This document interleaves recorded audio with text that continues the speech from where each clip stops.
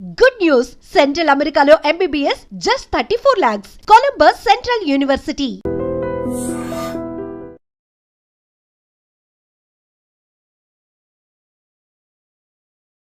Recent టైమ్స్లో పేగు cancer అనేది కూడా బాగా వింటున్నాము. సో అది యూజువల్గా ఎలా వస్తూ ఉంటుంది? అంటే మనం తీసుకునే లైఫ్ స్టైల్ హ్యాబిట్స్, ఫుడ్స్ వల్లే ఆ పేగు క్యాన్సర్ అనేది కూడా ఎక్కువగా వస్తూ ఉంటుందా, లేకపోతే దానికి గల కారణాలు ఏంటి? నేను రీసెంట్గా ప్యారిస్ వెళ్ళాను. ఓకే. ప్యారిస్ వెళ్తే అక్కడ ఫుడ్ చూస్తుంటే నాకు అదొక రకమైన విరక్తి కలిగింది. ఉదయం లేవగానే అక్కడికి వెళ్తే హోటల్లో బుఫే పెడతారు. ఓకే. ఏముందంటే బ్రెడ్ జామ్, లేదంటే ఆ సాసేజెస్లు beef pork, that is there. ఇంకేం లేదు వాళ్ళకి తినడానికి. They don't have anything. ఇప్పుడు మన ఇండియాలో 5 స్టార్ హోటల్కి వెళ్ళండి, ఇడ్లీ ఉంటుంది, దోశ ఉంటుంది, వడ ఉంటుంది, ఉప్మా ఉంటుంది, ఒక 100 రకాలు ఉంటాయి. So they are all our traditional. We have so much variety to eat. వాళ్ళకి అంత వెరైటీ కనపడట్లేదు ఎక్కడ. ఓకే. తింటే మొత్తం స్టీక్ డైరెక్ట్ మా రెడ్ మీట్ ఎక్కువ తింటారు. అండ్ ఇది ఇంత మీట్ తిని మనం 4 లెట్టూస్ ఆకులు తింటే హెల్దీ థింగ్ వచ్చేది కదా, రాదు. So we have a wonderful options. మన traditional options are very good, very time tested. That is మీరందరూ ఇప్పుడు మన దగ్గర ఈ మీడియా ద్వారా క్యాన్సర్లు అవి ఎక్కువ వింటున్నాం అని భయపడుతున్నారు. కానీ మీరు నోట్ చేసుకోండి, టెక్స్ట్ బుక్ పేజ్ తీసి నోట్ చేసుకోండి కావాలంటే. Davidson text book of medicine అంటే ఇది ఆల్మోస్ట్ MBBS డాక్టర్స్కి భగవద్గీతతో సమానం. ఓకే. అలాంటి బుక్లో హ్యారిసన్ కానీ డేవిడ్సన్ కానీ CMDT అనే టెక్స్ట్ బుక్లో కోలన్ క్యాన్సర్ అనే చాప్టర్ ఓపెన్ చేయండి. ఓకే. ఓపెన్ చేస్తే what is the incidence in America అంటే, what is the incidence in India అంటే, ఇండియాలో కన్నా 30 రెట్లు అమెరికాలో క్యాన్సర్ ఎక్కువ. ఓకే. 30 రెట్లు కోలన్ క్యాన్సర్, పెద్ద పేగు క్యాన్సర్. యూనో 50 ఏళ్ళు దాటిన ప్రతి ఒక్కళ్ళు 5 ఏళ్ళకి ఒకసారి కానీ కొలనోస్కోపీ చేయాలి. ఓకే. కొలనోస్కోపీ అంటే ఆల్మోస్ట్ ఇంత పెద్ద పైప్ని మోషన్ ద్వారా నుంచి కంప్లీట్గా వెళ్ళి పెద్ద పేగంతా స్టడీ చేస్తారు ఎక్కడన్నా క్యాన్సర్ వస్తుందా అని. Okay. Okay. That is a rule. మీరు అది చేయలేదనుకోండి, యువర్ ఇన్సూరెన్స్ ప్రకారం నువ్వు అది చేయించుకోలేదు, రేపు నీకు క్యాన్సర్ వస్తే నీకు ఇన్సూరెన్స్ కూడా కవర్ అవ్వదు.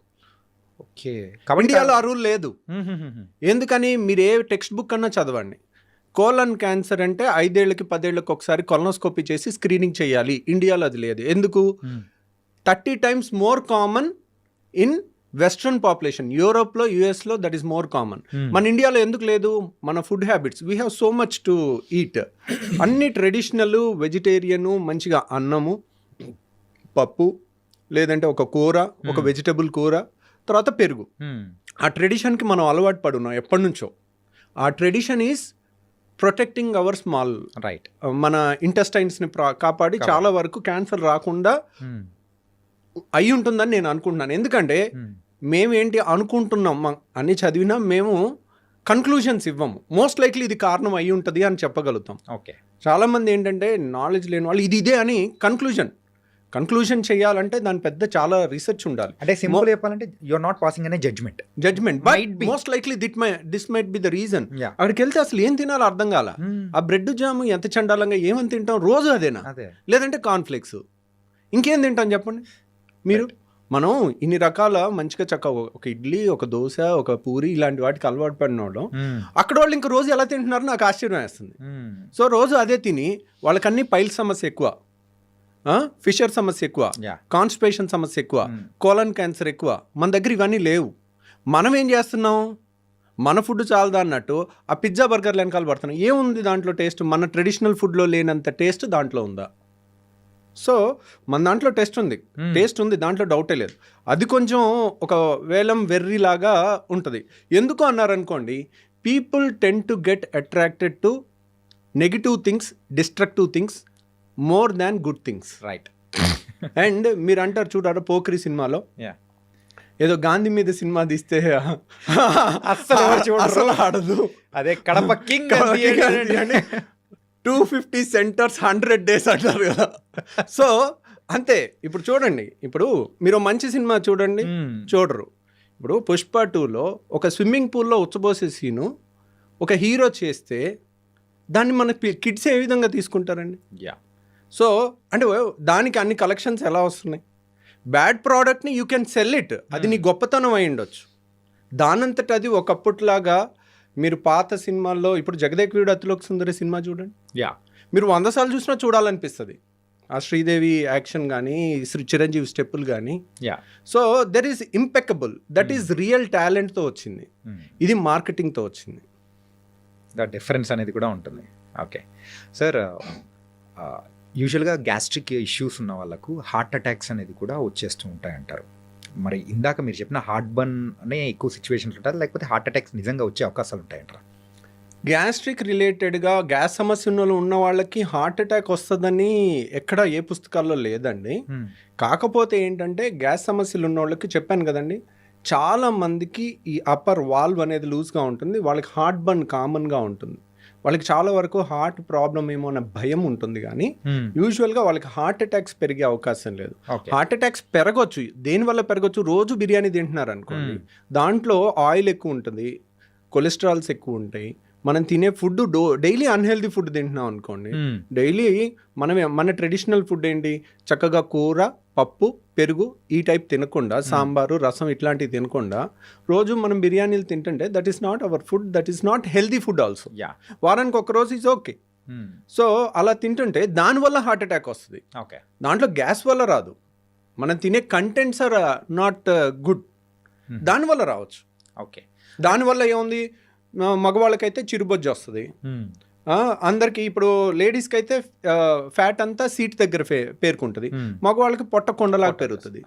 సో ఎప్పుడైతే పొట్ట దగ్గర ఫ్యాట్ పెరుగుతుందో వాళ్ళకి హార్ట్ అటాక్స్ ఎక్కువ వచ్చే అవకాశం. ప్రపంచం అంతటా మగవాళ్ళు ఆడవాళ్ళ కన్నా 2 ఏళ్ళు తక్కువ బతుకుతారు. మీరు జపాన్లో యావరేజ్ లైఫ్ స్పాన్ తీసుకున్నారనుకోండి, లేడీస్లో 83 ఏళ్ళు, మగవాళ్ళు 81 ఏళ్ళు. ఎందుకు, అమెరికాలో కానీ జపాన్లో కానీ మీరు ఇండియాలో కానీ ఎక్కడైనా తీసుకోండి, మగవాళ్ళ కన్నా ఆడవాళ్ళు 2 ఏళ్ళు ఎక్కువ బతుకుతారు. దానికి రీజన్ ఎందుకంటే మగవాళ్ళకి ఫ్యాట్ కొండలాగా పొట్ట దగ్గర ఏర్పడు, పొట్ట దగ్గర ఫ్యాట్ ఏర్పడిన వాళ్ళకి హార్ట్ అటాక్స్ ముందు వస్తాయి. ఓకే, అందుకోసమే లేడీస్ తొందరగా. కాబట్టి లేడీస్లో కూడా కొంతమందికి పొట్ట దగ్గర ఫ్యాట్ వస్తుంది, వాళ్ళకి కూడా హార్ట్ అటాక్స్ ఎక్కువ వస్తాయి. ఆండ్రాయిడ్ ఒబిసిటీ అంటారు దాన్ని. పొట్ట దగ్గర పెరిగితే దాన్ని ఆండ్రాయిడ్ అంటారు. ఆండ్రాయిడ్ ఫోన్ కాదు, ఆండ్రాయిడ్ ఒబిసిటీ అంటే male type of obesity, android. Gynoid అంటే ఫీమేల్ టైప్ ఆఫ్ ఒబిసిటీ, అంటే సీట్ దగ్గర ఎక్కువ పెరగటం అనమాట. అండ్ సార్, మీ యొక్క కంప్లీట్ ఒక సర్వీస్లో ఎప్పుడైనా కానీ డిఫికల్ట్ అనిపించిన కేసు ఏదైనా ఉందా? అంటే ఇప్పుడు నేను చెప్పాను కదండి, ఐఎమ్ ఏ సర్జన్.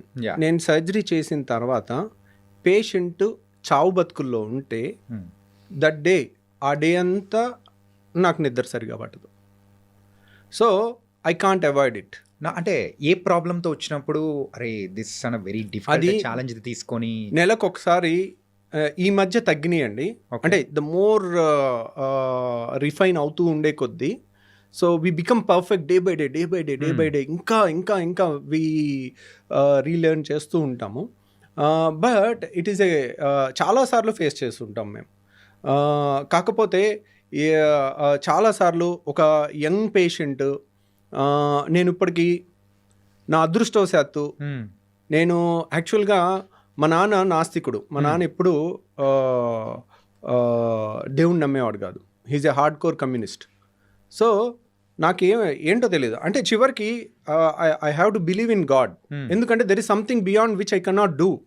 నేను అన్నీ చేస్తాను, అయినా పేషెంట్ బాగవుడు, చేయాల్సినవి అన్నీ. ఆ టైంలో కొంచెం లక్కో దైవబలమో ఏదో మనకు తెలియదు, అది మనం when we're exhausted with our intelligence. ఏదో ఒక గొప్ప వ్యక్తి చెప్పాడు, ఏమనంటే religion starts when the science ends. అంటే సైన్స్కి అంతం అయిపోయిన తర్వాత ఏం అర్థం కానప్పుడు అప్పుడు రిలీజియన్ స్టార్ట్ అవుతుందని, అప్పుడు దేవుణ్ణి మనం. సో ఆ దాంట్లో ఒక్కోసారి నేను ఒక యంగ్స్టర్ 19 ఏళ్ల కుర్రోడికి నేను ఒకసారి బేరియాట్రిక్ ఆపరేషన్ చేశాను. ఓకే, పాపం తనకి చాలా మేజర్ కాంప్లికేషన్ వచ్చి బాడీ అంతా, అంటే 1000 మందిలో ఒకళ్ళకి వచ్చే కాంప్లికేషన్ అది వచ్చేది. ఓకే, ఇది 10 ఏళ్ల కింద జరిగింది. మంగళగిరి కుర్రోడు అబ్బాయి శ్రీనివాస్ అని. సో తనకి ఆల్మోస్ట్ చావు బతుకుల దాకా వెళ్ళాడు. ఒక నెల రోజు హాస్పిటల్లో ఉన్నాడు. 2 సర్జరీస్ మళ్ళీ చేస్తూ ఉంటే ఒక మూమెంట్లో అరే ఇంత చేసాం అయినా కానీ ఇంప్రూవ్ అవ్వట్లేదు. పాపం వీడు బతికితే బాగుండు, 19 ఏళ్ల కుర్రోడు చచ్చిపోబోతున్నాడు, చివరిగా ఇక స్వర్గం అంచుల దాకా వెళ్ళిపోతున్నాడు, ఇంకా బతకడేమో అని అనుకుని సరే వీడు బతికితే నేను మంగళగిరి లక్ష్మీనరసింహ గుడిలో 108 రౌండ్లు వేస్తాను అని మొక్కున్నా.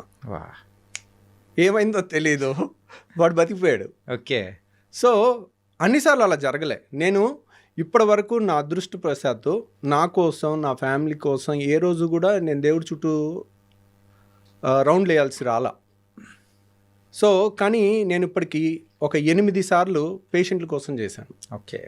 సో ఎందుకంటే వెన్ సైన్స్ ఎండ్స్, బుక్లో ఉన్న ప్రకారం అన్నీ పర్ఫెక్ట్గా చేసినా కానీ కొంత లక్ అనేది మనకు రావాలి. ఆ పేషెంట్కి ఉండాలి, మనకి ఉండాలి.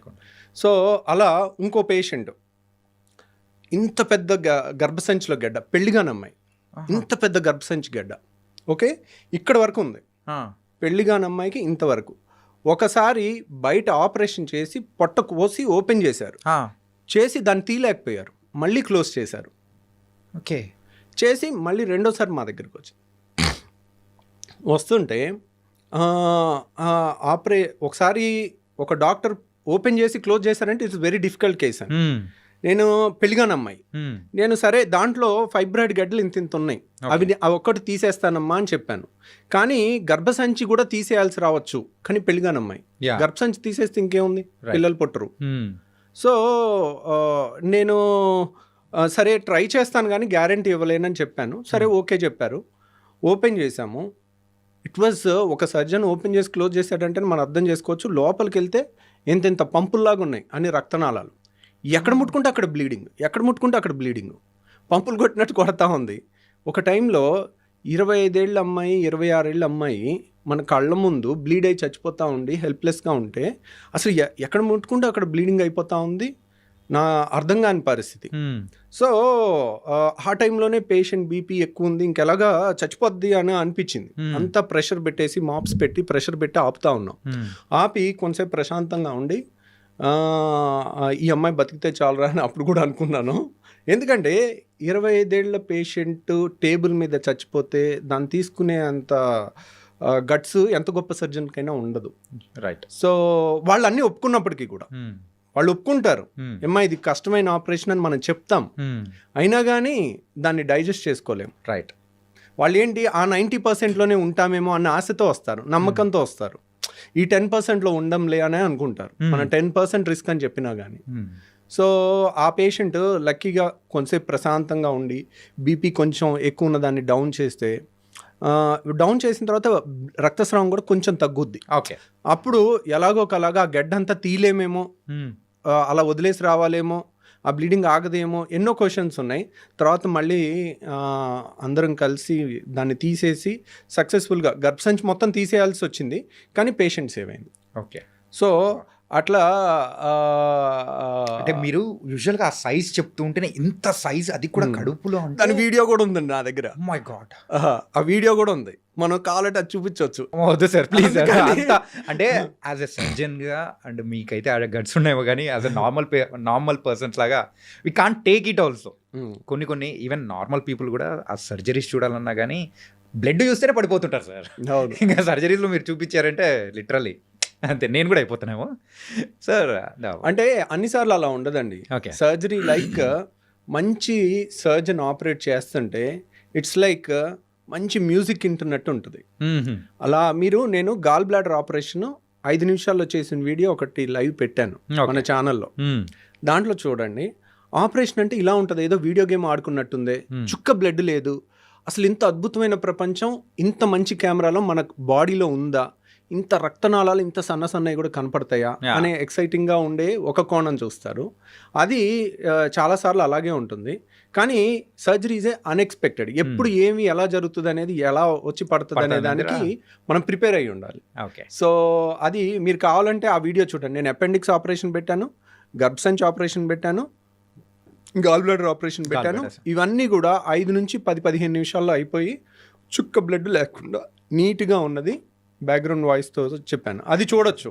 బ్లీడింగ్ అయ్యేవి అవి మీరు చూడలేరు. అదే మెయిన్గా అది లేకపోతే చాలు సార్. అమ్మా సార్, అండ్ ఈ పాడ్కాస్ట్ ద్వారా సో విజువల్గా అయితే ప్రజలకు మనము అంటే వాళ్ళు ఎడ్యుకేట్ అయ్యేటట్టు యూజువల్గా గట్ హెల్త్ గురించి కానీ. సో మీలాంటి పర్సన్స్ చెప్తే ఇంకా బాగుంటుందని చెప్పేసి I came here.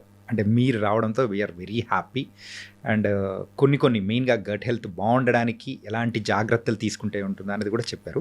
So final question is, యూజువల్గా ఫుడ్ అనేది కూడా ఉంటుంది సార్. మార్నింగ్ అయితే హెవీగా, అంటే మార్నింగ్ రాజులా తీసుకోమంటారు, మధ్యాహ్నం అయితే మనిషిలా తీసుకోమంటారు, రాత్రి అయితే అడుక్కునే వాళ్ళ తీసుకోమని ఇట్లా చెప్తూ ఉంటారు. సో ఇది ఎంతవరకు ఫాలో అవ్వచ్చు అంటారు? అంటే దట్స్ వన్ వే ట్రూ అండి. ఎందుకంటే ఉదయం లేసామనుకోండి, ఉదయం లేచిన కాడ నుంచి మనం ఒక 12 గంటలో 10 గంటలో వర్క్ చేస్తాం. రైట్. సో మన కండరాలకి అన్నిటికీ కూడా ఎనర్జీ కావాలి.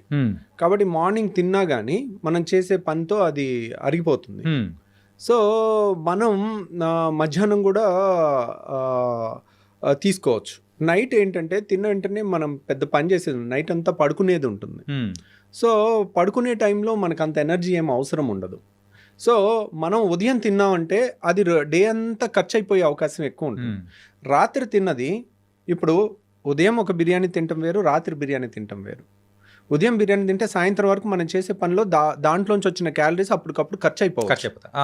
అదే రాత్రికి వెళ్ళి పడుకుంటాం, తిన్న తర్వాత ఆ తిన్న అన్ని బ్లడ్లోకి అన్ని ట్రైగ్లిజరైడ్స్, ఫ్యాటీ యాసిడ్స్ అన్నీ వెళ్తాయి. అవన్నీ ఎక్కడ వెళ్ళాలి? ఎక్కడికో వెళ్ళి డిపాజిట్ అవ్వాలి. అవన్నీ రెసిస్టెంట్ ఏరియాలోకి వెళ్తుంటాయి. నడుము దగ్గర ఎక్కడ కరగటానికి వీల్లేని చోటకంతా ఒక ఫ్యాట్ లాగా తయారైపోతూ ఉంటుంది. అందరికి ఎంత ఫిట్గా ఉన్న వాళ్ళకైనా చిన్న నడుము దగ్గర కానీ రెసిస్టెంట్ ఫ్యాట్ కొద్దిగా ఉంటుంది వాళ్ళు చేసే. ఎందుకంటే గుడ్ ఫుడ్ని రెసిస్ట్ చేయటం it's not easy thing for any ఎంత మెచ్యూర్డ్ పర్సన్ కన్నా. So and gall bladder stones అనేది కూడా రీసెంట్ టైమ్స్లో బాగా వింటున్నాను సార్. అంటే ఇప్పుడు కిడ్నీలో స్టోన్స్ వచ్చాయంటే అది త్రూ మన యూరిన్ ద్వారా కూడా వచ్చేసి బయటికి కొట్టేస్తుంది. అది రాలేని సందర్భాల్లో ఏమంటారు, మనకు త్రూ ట్రీట్మెంట్ ద్వారా తీస్తారు. ఈ గాల్ బ్లాడర్ స్టోన్స్ అనేది వెళ్ళిపోతే ఆ గాల్ బ్లాడర్లో పడిపోతాయి అని కూడా విన్నాను. సో దాన్ని తీయాలంటే ఆపరేషన్ తప్ప వేరే ఆప్షన్ అనేది లేదా కరిగించడానికి అని ఏదైనా? అంటే గాల్ బ్లాడర్లో స్టోన్స్ అనేది కిడ్నీలో స్టోన్స్ వేరు, గాల్ బ్లాడర్లో స్టోన్స్ వేరు. రెండింటికి వ్యత్యాసం చెప్తాను. కిడ్నీలో స్టోన్స్ అనేది లెస్ దాన్ 1 సెంటీమీటర్ ఉంటే 99% లెస్ దాన్ 1 సెంటీమీటర్ ఉంటాయి. అవన్నీ కూడా వాటర్ ఎక్కువ తాగుతుంటే దానంతరవే పడిపోయే అవకాశం ఉంటుంది. గాల్ బ్లాడర్లో స్టోను బయటికి పడేవి చాలా తక్కువ అన్నమాట, అవి అలాగే ఉంటాయి.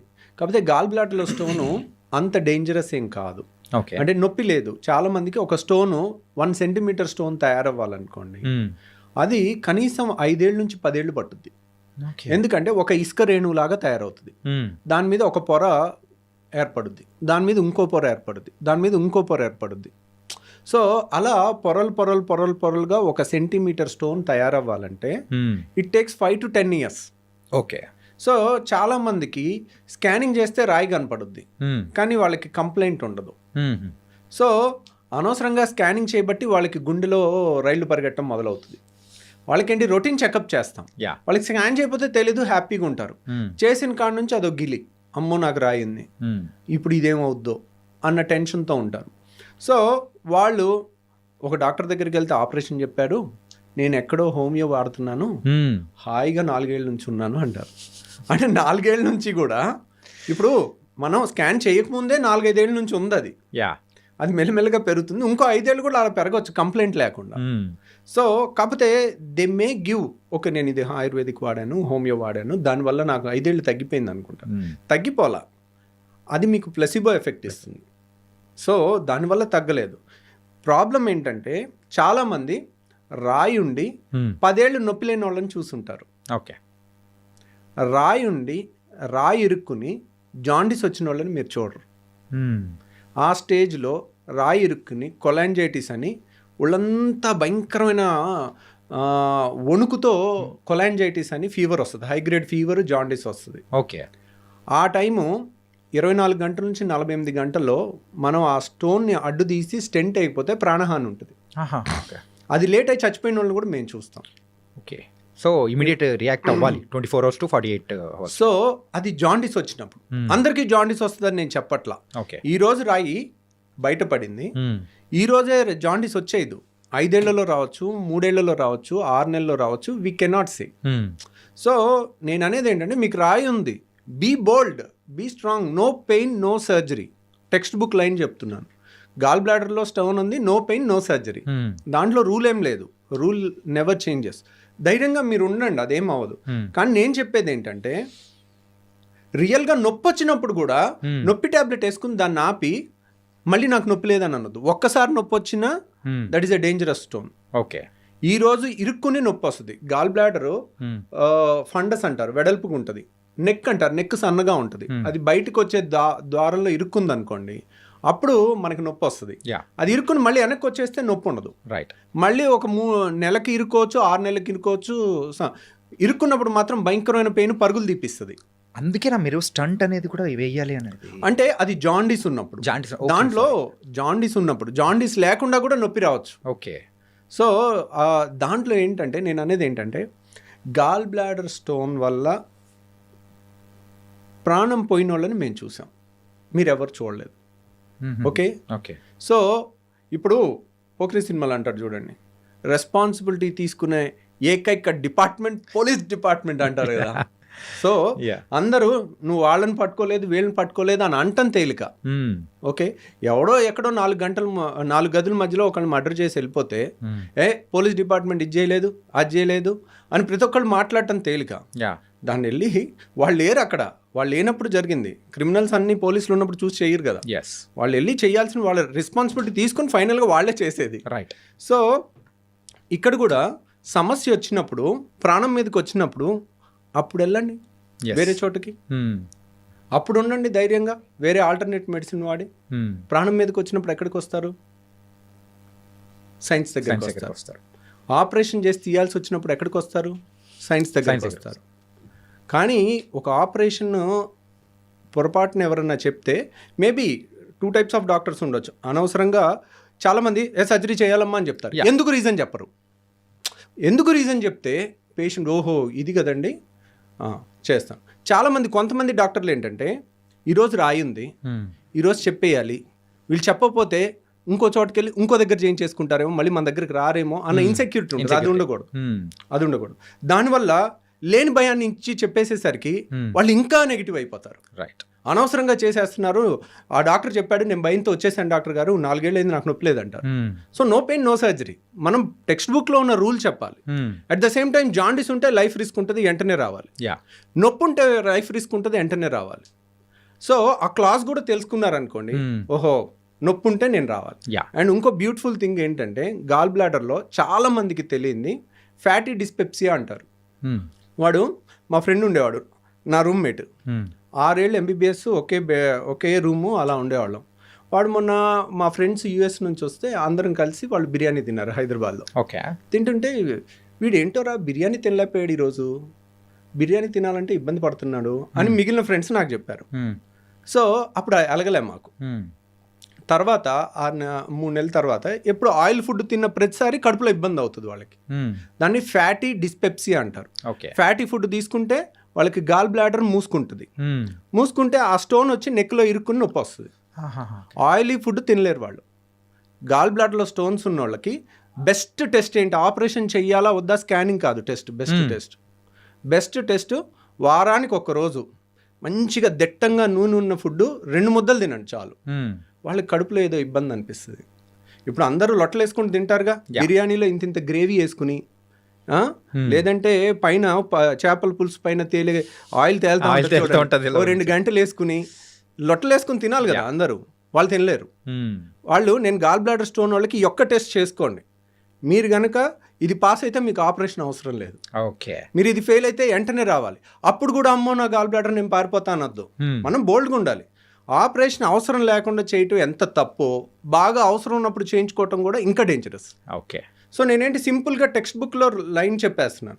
ఫ్యాటీ డిస్పెప్సియా ఉంటే ఈరోజు టైం బాంబ్ లాంటిది, ఈరోజు మీకు నొప్పి ఉండకపోవచ్చు, వచ్చి తగ్గిపో ఉండొచ్చు. లేదంటే ఆయిల్ ఫుడ్ తింటేనే నాకు వస్తుంది డాక్టర్ గారు, నేను డైట్తో తెలివిగా తప్పించేసుకుంటున్నాను సంవత్సరం నుంచి. అది తెలివితో తప్పించుకోవడం గొప్ప విషయం కాదు. అదేంటి, అది ఇండికేషన్, అది వార్నింగ్ ఇస్తుంది. అప్పుడు మనం వార్నింగ్ ఇచ్చిన తెలివైన వాళ్ళు ఏంటి, వార్నింగ్ పట్టుకోవాలి. ఎందుకు మీరు ఆ తెలివైన వాళ్ళు ఇప్పుడు వాళ్ళకి హాలిడేస్ ఉండొచ్చు, దసరా హాలిడేస్, సంక్రాంతి హాలిడేస్, లేదా వీకెండ్ హాలిడేనో 1 డే 5 నిమిషాలు ఆపరేషన్. ఎర్లీ స్టేజ్లో వస్తే 5 నిమిషాలు అయిపోద్ది. ఓకే. అదే బాగా నొప్పి వచ్చి మందులు వాడి మళ్ళీ తగ్గించుకుని ఒక 6 నెలలు సంవత్సరం పోస్ట్పోన్ చేయొచ్చు. ఏ గాల్ బ్లాడర్ స్టోన్స్ నన్ను మనం పోస్ట్పోన్ చేయొచ్చు సర్జరీని. నొప్పి వచ్చిన తర్వాత కూడా చేయొచ్చు. But that's not. ఎందుకు అలా పోస్ట్పోన్ చేసి నొప్పి వచ్చినప్పుడల్లా నొప్పి మెడిసిన్ ఇచ్చి యాంటీబయాటిక్స్ ఇచ్చి దాన్ని తగ్గించి సంవత్సరం తర్వాత ఆపరేషన్ చేసేటప్పుడు నేను కావాలంటే ఆ వీడియో చూపిస్తాను. 5 నిమిషాల్లో అయిపోయిన ఆపరేషను, గంటన్నర పట్టే ఆపరేషను.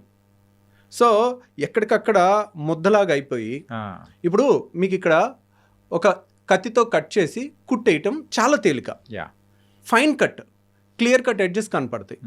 అదే బైక్ మీద నుంచి కింద పడిపోయి మొహానికి ఏదన్నా రాయో ఏదో గుద్దుకుని మొహం ఇంత ఉబ్బిపోయి కళ్ళు కూడా కనపడవు, కళ్ళు ఓపెన్ అవ్వవు, ఈ అన్నీ ఉబ్బిపోయి ఉంటుంది. అలా దెబ్బ తగిలినప్పుడు కానీ చీమ్ పట్టినప్పుడు కానీ చీమగడ్డ ఉబ్బుద్దా, ఎర్రగా అయిపోద్దా, అలా ఉంటుంది గాల్ బ్లాడర్. ఓకే, అలాంటి దానికి ఆపరేషన్ చేయాలంటే మీకు ఈ ఫైన్ కట్కి చేసిన దానికి ఉబ్బిపోయి మొత్తం ట్రామా అయ్యి మొత్తం వంకాయ బజ్జీ లాగా అయిపోయిన దాని మీద ఆపరేషన్ చేయడానికి చాలా తేడా ఉంటుంది. Right got it. సో వాళ్ళు అది చూడరు. మేము చేస్తుంటాం, చేసేటప్పుడు తిట్టుకుంటూ ఉంటాం. వీళ్ళు ఏంటి ఇంత ఎన్నిసార్లు చెప్పినా ముందు వచ్చే హాయిగా ఉండేది కదా, వాళ్ళకే రిస్క్ కదా. ఇప్పుడు యంగ్స్టర్స్ మీ ఏజ్ వాళ్ళు అనుకోండి, నేను 2 గంటలు చేసినా తట్టుకుంటారు. అదే 60 ఏళ్ళ వాళ్ళకి హార్ట్ ప్రాబ్లమ్స్ అన్నీ వచ్చే వయసు. మీ వయసుకి మీకు రిజర్వ్ కెపాసిటీస్ ఎక్కువ ఉంటాయి. అదే 60 ఏళ్ల వయసు వాళ్ళు 2 గంటలు ఆపరేషన్ చేసేటప్పుడు ఏదన్నా హార్ట్ బీట్ అప్ డౌన్ అయ్యి ప్రాణాలకి రిస్క్ ఉంటుంది. అంత రిస్క్ ఏముంది, 5 నిమిషాలు దానికి భయపడితే. మీరు కావాలంటే భయపడేది ఉంటే నాది 5 నిమిషాలు వీడియో చూడండి, లైవ్ వీడియో. 5 నిమిషాల్లో నేను ఫినిష్ చేసేసింది. సో 5 నిమిషాలు అయిపోయి 3 గంటల్లో లేచి నడిచి మరుసటి రోజు వెళ్ళిపోతే వై నాట్? అంతే కదా. సో అర్లీగా మనం చేసుకుంటే కూల్ అయిపోతుంది అన్నమాట. ఇంకొక పైత్యం ఉంది. ఇప్పుడు మొన్న ఒక కప్పులు లండన్ నుంచి వచ్చి చైనా వెళ్ళి గాల్ బ్లాడర్లో స్టోన్కి ప్రపంచం మొత్తం గాల్ బ్లాడర్ తీసేస్తున్నారు. నేను చైనా వెళ్ళి ఎక్కడ లేని టెక్నాలజీ రాయి ఒక్కటి తీయించుకొచ్చాను, గాల్ బ్లాడర్ తీయించుకురాలేదు. దాన్ని లైవ్ ఇగో లోపలికి వెళ్తున్నాం, లోపలికి వెళ్ళేటప్పుడు ఫీలింగ్స్, బయటకు వస్తున్నాం ఆ టైంలో ఫీలింగ్స్. దానికి మిలియన్స్ ఆఫ్ వ్యూస్. సార్ అదేమన్నా హోమ్ టూరా సార్? సో ఆపరేషన్ కానీ యునో ఆ ఒక్క వీడియో చూసి వచ్చి మమ్మల్ని, ఏం డాక్టర్ గారు ఈ టెక్నాలజీ మీకు రాలేదా? సో ఫస్ట్ ఆఫ్ ఆల్ మనం చేస్తుందే తప్పు. ఓకే, సో ఇప్పుడు అది రాలేదు. అది కదండి, గాల్ బ్లాడర్ తీసిన వాళ్ళు గాల్ బ్లాడర్లో స్టోన్ తీయలేరా? సో గాల్ బ్లాడర్లో స్టోన్ తీయటం అది పెద్ద గొప్ప విషయం కాదు.